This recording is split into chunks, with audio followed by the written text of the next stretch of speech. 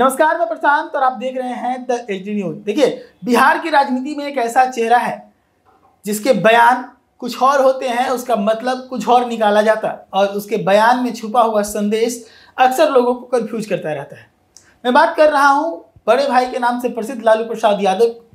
लालू प्रसाद यादव नीतीश कुमार के बड़े भाई खुद को कहते हैं, नीतीश कुमार भी उन्हें बड़े भाई कहते हैं। तो लालू प्रसाद यादव के जो बयान होते हैं उनके मतलब कई तरह के निकलते हैं। पिछली दफा जब इंडी गठबंधन की बैठक पटना में हुई थी, उस दरमियान राहुल गांधी पटना आए थे और तब लालू यादव का एक बयान आया था जिसमें उन्होंने राहुल गांधी से कहा था कि आप दूल्हा बनिए, हम आपकी बाराती बनने को तैयार हैं। तब सबको लगा था कि ये लालू यादव का जो बयान है, इसमें लालू यादव ने राहुल गांधी की शादी की बात करी। लेकिन तब बयान का मतलब ये निकला था कि लालू यादव ने राहुल गांधी से ये कहा था कि आप नेता बनिए, हम लोग आपके पीछे चलने के लिए तैयार है। यानी कि इंडी गठबंधन का नेता चुने जाने को लेकर उस वक्त बाजार गर्म हुआ था। हालांकि आज तक इंडी गठबंधन का नेता चुना नहीं गया, चुनाव भी खत्म हो गए। तो ऐसे में लालू प्रसाद यादव का एक और बयान आया है। इस बार बयान उनके सोशल हैंडल एक्स से पोस्ट हुआ है, जिसमें वो बीजेपी को आईना दिखाते नजर आ रहे हैं। इंदिरा गांधी के इमरजेंसी का भी बड़ाई करते नजर आ रहे हैं। तो उनके इस पोस्ट को पहले एक बार पढ़ते हैं, समझते हैं कि आखिर इस पोस्ट का मतलब क्या निकलता है। लालू प्रसाद यादव ट्वीट करते हुए लिखते हैं, I was the convener of the steering committee that Jayaprakash Narayan had constituted to carry forward the movement against the excesses of emergency imposed by the then PM Prime Minister Indira Gandhi.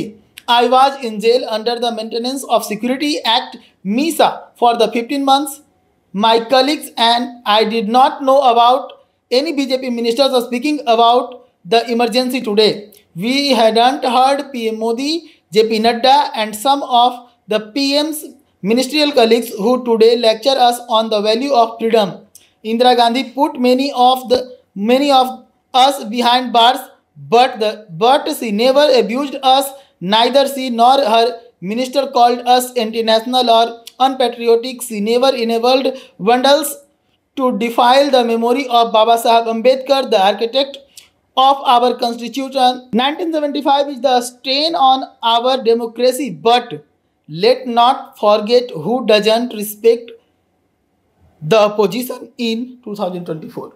यानी कि लालू प्रसाद यादव अपने इस tweet के माध्यम से बता रहे हैं कि इंदिरा गांधी का जो शासनकाल था उसमें इंदिरा गांधी ने इमरजेंसी तो लगाया था, लेकिन उस इमरजेंसी में विपक्ष का ख्याल रखा जाता था। कभी विपक्ष को देशद्रोही नहीं कहा जाता था, कभी विपक्ष को गाली नहीं दिया जाता था। लेकिन हमें याद रखना चाहिए कि 2024 में विपक्ष को किस प्रकार से नरेंद्र मोदी हैंडल करते हैं।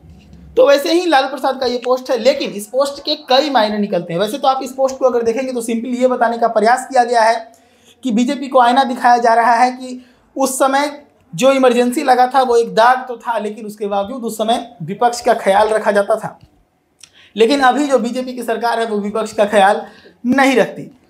इसको एक और एंगल से अगर देखा जाए तो कहीं ना कहीं लालू प्रसाद यादव का पीस निकलता नजर आता है, जिसमें लालू प्रसाद यादव कांग्रेस के लगाए हुए इमरजेंसी की चर्चा करते हुए कहीं ना कहीं ये इशारा करने का प्रयास तो नहीं कर रहे कि कांग्रेस के द्वारा इमरजेंसी लगाया गया था।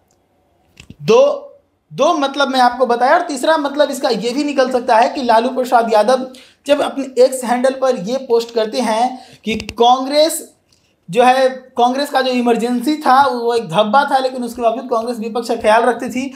तो ये भी हो सकता है कि बिहार में जो लोकसभा चुनाव के दरमियान मतभेद हुए हैं राजद और कांग्रेस के बीच में, उसे पाटने के फिराक में लालू प्रसाद यादव ने ऐसा पोस्ट लिखा।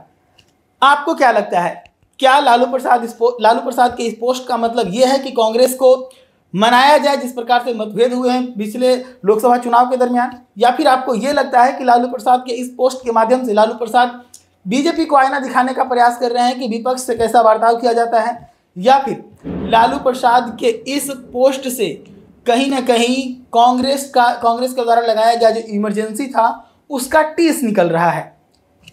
अगर लालू प्रसाद के इस ट्वीट से टीस निकलता हुआ मालूम हो रहा है तो आगामी कुछ समय के अंदर यह भी खबर आ सकती है कि लालू प्रसाद यादव कांग्रेस से राजद को अलग कर रहे हैं। आगामी विधानसभा चुनाव में यह भी संभव है कि लालू प्रसाद यादव कांग्रेस से अलग हटकर चुनाव लड़ते हुए नजर आएंगे। आपको क्या लगता है? अपनी राय आप इन तीनों सोच के बारे में जरूर रखिएगा और बताइएगा कि आप क्या सोचते हैं इस पूरे मामले को लेकर। ऐसी तमाम खबरों के लिए जुड़े रहिएगा द न्यूज़ के साथ। धन्यवाद।